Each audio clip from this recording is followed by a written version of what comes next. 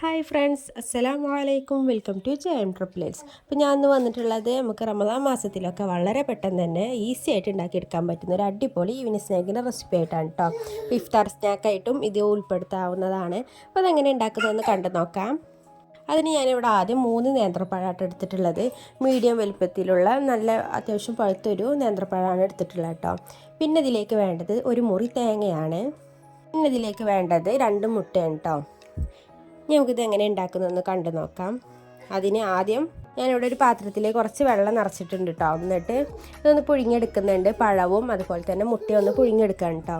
ഇനി നിങ്ങളുടെ കയ്യിൽ സ്റ്റീമർ ഉണ്ടെന്നുണ്ടെങ്കിൽ പഴം അങ്ങനെ പുഴുങ്ങിയെടുത്താൽ മതി. എങ്ങനെ പുഴുങ്ങിയെടുത്താലും കുഴപ്പമൊന്നുമില്ല കേട്ടോ. അതവിടെ പുഴുങ്ങാൻ വെച്ചിട്ടുണ്ട്. ഞാനിവിടെ ഒരു കടായി എടുത്തിട്ടുണ്ട്. ആ കടായി നല്ല ചൂടായി വന്നതിന് ശേഷം അതിലേക്ക് 1 ടേബിൾ സ്പൂൺ നെയ്യാട്ടോ ആഡ് ചെയ്ത് കൊടുക്കുന്നത്. ആ നെയ്യൊന്ന് മെൽറ്റായി വന്നതിന് ശേഷം ഒരു 4 ടേബിൾ സ്പൂണോളം റവ ഇട്ട് കൊടുക്കുന്നുണ്ട് കേട്ടോ. ഇനി നിങ്ങളെ കയ്യിൽ വറുത്ത റവ വേണമെന്നുണ്ടെങ്കിൽ വറുക്കേണ്ട ആവശ്യമില്ല. ഞാൻ അത് ഇട്ട് കൊടുത്തതിന് ശേഷം ഇതുപോലെ നല്ലോണം ഒന്ന് റോസ്റ്റ് ചെയ്തെടുക്കാം കേട്ടോ. നിങ്ങളെ കയ്യിൽ റവ ഇല്ല എന്നുണ്ടെങ്കിൽ അരിപ്പൊടി ഉണ്ടല്ലോ, നല്ല വറുത്ത അരിപ്പൊടി ഉണ്ടെന്നുണ്ടെങ്കിൽ അത് ചേർത്ത് കൊടുത്താലും മതി. ഇപ്പോൾ കേട്ടോ റവ നല്ലോണം അത്യാവശ്യം നല്ല റോസ്റ്റ് ചെയ്ത് വന്നിട്ടുണ്ട്. ഈ ഒരു രീതിയിലായി വന്നിട്ടുണ്ട് കേട്ടോ. ജസ്റ്റ് ഒന്ന് കളർ മാറി വന്നാൽ മതി. ആ സമയം നമ്മൾ വേവിച്ചെടുത്ത നേന്ത്രപ്പഴമൊക്കെ നല്ല വെന്ത് വന്നിട്ടുണ്ട് കേട്ടോ. നേന്ത്രപ്പഴത്തിൻ്റെ തൊലിയൊക്കെ ഒന്ന് മാറ്റി വന്നിട്ടുണ്ട് കേട്ടോ. ഇനി നല്ലോണം ഒന്ന് ഉടച്ചെടുക്കണം. ചൂടോട് കൂടി തന്നെ ഉടച്ചെടുത്താൽ പെട്ടെന്ന് തന്നെ നമുക്കത് ഉടഞ്ഞ് കിട്ടും കേട്ടോ. അപ്പോൾ ഞാൻ ഇതുപോലെ ഒരു സ്പൂൺ കൊണ്ടാണ് ഇത് ഉടച്ചെടുക്കുന്നത്. അപ്പോൾ ഇതായിട്ട് ഈ രീതിയിലൊന്ന് ഉടച്ച് വന്നിട്ടുണ്ട്. അതിനുശേഷം ഇതിലേക്ക് ആഡ് ചെയ്ത് കൊടുക്കുന്നത് നമ്മൾ റോസ്റ്റ് ചെയ്ത് വെച്ച റവയാണ് കേട്ടോ. അതുകൊണ്ട് ചേർത്തതിന് ശേഷം നല്ലോണം മിക്സ് ചെയ്ത് കൊടുക്കണം.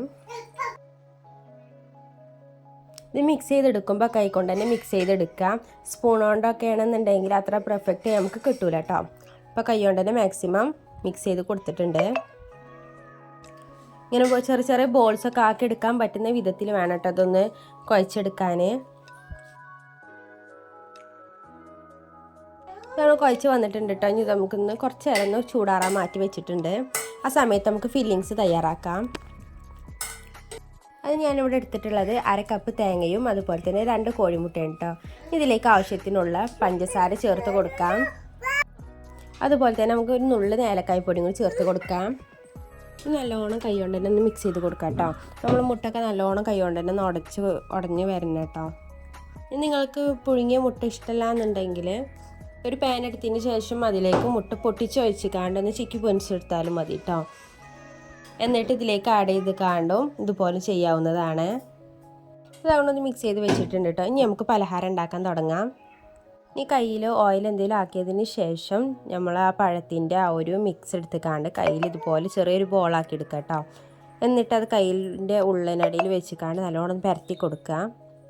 അതെല്ലാം പരത്തിയതിന് ശേഷം അതിൻ്റെ സെൻറ്റർ ഭാഗത്തേക്ക് ഈ മുട്ടൻ്റെയും തേങ്ങൻ്റെയും ആ ഫില്ലിങ് ഉണ്ടല്ലോ അതൊന്ന് ഇട്ട് കൊടുക്കാം കേട്ടോ.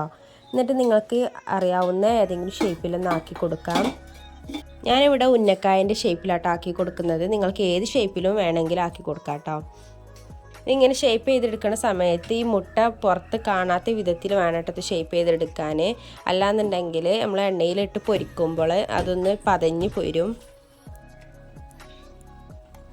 ഇപ്പോൾ ഞാൻ എന്താട്ടോ ഈ രീതിയിലൊന്ന് ഷേപ്പ് ചെയ്തെടുത്തിട്ടുണ്ട്. ഇതുപോലെ നമുക്ക് ബാക്കിയുള്ളതും കൂടി ഒന്ന് പെട്ടെന്ന് തന്നെ ഒന്ന് ഷേപ്പ് ചെയ്തെടുക്കാം കേട്ടോ. അപ്പോൾ നിങ്ങൾ ആദ്യമായിട്ടാണ് എൻ്റെ ഈ ചാനൽ കാണുന്നതെങ്കിൽ ഒന്ന് സബ്സ്ക്രൈബ് ചെയ്ത് സപ്പോർട്ടാക്കുക. ഇതുപോലെ വളരെ പെട്ടെന്ന് തന്നെ ഉണ്ടാക്കിയെടുക്കാൻ പറ്റുന്ന ഒരുപാട് വിഭവങ്ങൾ ചാനൽ അപ്ലോഡ് ചെയ്തിട്ടുണ്ട് കേട്ടോ. അപ്പോൾ ചാനൽ പോയിക്കാണ്ടൊന്ന് ചെക്ക് ചെയ്യുക. നിങ്ങൾക്ക് ഇഷ്ടമാണെന്നുണ്ടെങ്കിൽ ഫ്രണ്ട്സിനും റിലേറ്റീവ്സിനൊക്കെ നമ്മൾ ഈ ചാനലൊന്ന് ഷെയർ ചെയ്ത് കൂടി കൊടുക്കുക കേട്ടോ. അപ്പോൾ അതൊക്കെ എല്ലാവരും ഞാൻ ഇതുപോലെ ഒന്ന് ഷേപ്പ് ചെയ്തെടുത്തിട്ടുണ്ട്. ഇനി വേണമെന്നുണ്ടെങ്കിൽ ഇതുപോലെ കൂടി ഒന്ന് കാട്ടി നോക്കാം കേട്ടോ. ഞാൻ ഈ പപ്പടക്കോലുണ്ടല്ലോ അതിൻ്റെ ആ കോലിൻ്റെ ആ എൻഡ് ഭാഗം വെച്ച് ഇതുപോലെ ഒന്ന് ഷേപ്പ് ചെയ്തെടുക്കുന്നുണ്ട്. അന്ന് വേണമെന്നുണ്ടെങ്കിൽ മാത്രം ചെയ്താൽ മതി കേട്ടോ. ഞാനിത് പൊരിച്ചെടുക്കുമ്പോൾ അതൊന്ന് കാണുമ്പോൾ വേറൊരു ഭംഗിയായിരിക്കും. അതുകൊണ്ടാണ് ഇങ്ങനെ ഷേപ്പ് ചെയ്തെടുക്കുന്നത്. വേണമെന്നുണ്ടെങ്കിൽ മാത്രം ഇങ്ങനെ ചെയ്താൽ മതി കേട്ടോ. പിന്നെ ഇത് ഓരോന്നായിട്ട് പൊരിച്ചെടുക്കാം. അത് ഞാനിവിടെ ഒരു കടായി എടുത്തിട്ടുണ്ട് കേട്ടോ. കടായി നല്ല ചൂടായി വന്നതിന് ശേഷം അതിലേക്ക് ഓരോന്നിച്ച് ഇട്ട് കൊടുക്കുകയാണ്. ഒരുപാട് കരിഞ്ഞ് വരേണ്ട ഒരു ആവശ്യമില്ല. ജസ്റ്റ് ഒന്ന് ആ കളറൊക്കെ ഒന്ന് മാറി വന്നാൽ മതി കേട്ടോ. നമ്മൾ കൂടുതലായിട്ട് വേകാനൊന്നുമില്ല. നമ്മൾ റവ വെന്തിക്കണം, അതുപോലെ തന്നെ നേന്ത്രപ്പഴമൊക്കെ വെന്ത് വന്നതുകൊണ്ട് ഒരുപാട് വേകേണ്ട ആവശ്യമില്ല. അപ്പോൾ അതുകൊണ്ട് ജസ്റ്റ് ആ പുറം ഭാഗം ഒന്ന് ഗോൾഡൻ കളർ ആവുന്ന വരെ ഒന്ന് വെയിറ്റ് ചെയ്താൽ മതി കേട്ടോ. അപ്പോൾ ഞാൻ ഷേപ്പ് ചെയ്തപ്പോൾ നിങ്ങളോട് ഒരു കാര്യം പറഞ്ഞിട്ടുണ്ടായിരുന്നു, ഫില്ലിങ് നമ്മൾ നിറച്ച് കാണ്ട് നല്ലോണം ഫുള്ളും ഫില്ലിങ് ചെയ്യണം, അല്ലാന്നുണ്ടെങ്കിൽ ഇതുപോലെ പതച്ച് വരും കേട്ടോ. അപ്പോൾ ഞാൻ ഇതുപോലെ ഒന്ന് ജസ്റ്റ് ഒരു മുട്ടൻ്റെ ഭാഗം തട്ടിയിട്ടുണ്ട്, അതുകൊണ്ടാണ് ഇങ്ങനെ പതച്ച് വരുന്നത് കേട്ടോ. അതുകൊണ്ട് ഈ ഒരു രീതിയിൽ മതി, ജസ്റ്റ് ഒന്ന് കളറൊന്ന് മാറി വരുന്ന രീതിയിൽ വേണം കേട്ടോ ആക്കിയെടുക്കാൻ. അപ്പോൾ ഇതാക്കൊണ്ട് നമ്മുടെ സ്നാക്ക് ഇവിടെ റെഡി ആയിട്ടുണ്ട്. ഇനി ഇതുപോലെ നമുക്ക് ബാക്കിയുള്ളതും കൂടി വളരെ പെട്ടെന്ന് തന്നെ പൊരിച്ചെടുക്കാം കേട്ടോ. ഈ നോമ്പ് സമയത്തൊക്കെ വൈകുന്നേരം ഇങ്ങനെ സ്നാക്കൊക്കെ ആണെന്നുണ്ടെങ്കിൽ നല്ല ഹെൽത്തി ആയിട്ടുള്ളൊരു സ്നാക്ക് ആയിരിക്കും കേട്ടോ. ഒരുപാട് എണ്ണ കുടിക്കൊന്നുമില്ല, നല്ലൊരു ഹെൽത്തി ആയിട്ടുള്ളൊരു സ്നാക്കാണിത്. അപ്പോൾ നമ്മുടെ സ്നാക്ക് ഇവിടെ റെഡി ആയിട്ടുണ്ട് കേട്ടോ. അപ്പോൾ കാണാനും ഇതുപോലെ ആയിരിക്കും, നല്ല ഭംഗിയായിട്ട് കാണാനും കഴിക്കാനും നല്ല ടേസ്റ്റുമാണ്. അപ്പോൾ എല്ലാവരും മസ്റ്റായിട്ടും വീട്ടിൽ ഇതുപോലെ ഒന്ന് ട്രൈ ചെയ്ത് നോക്കുക കേട്ടോ.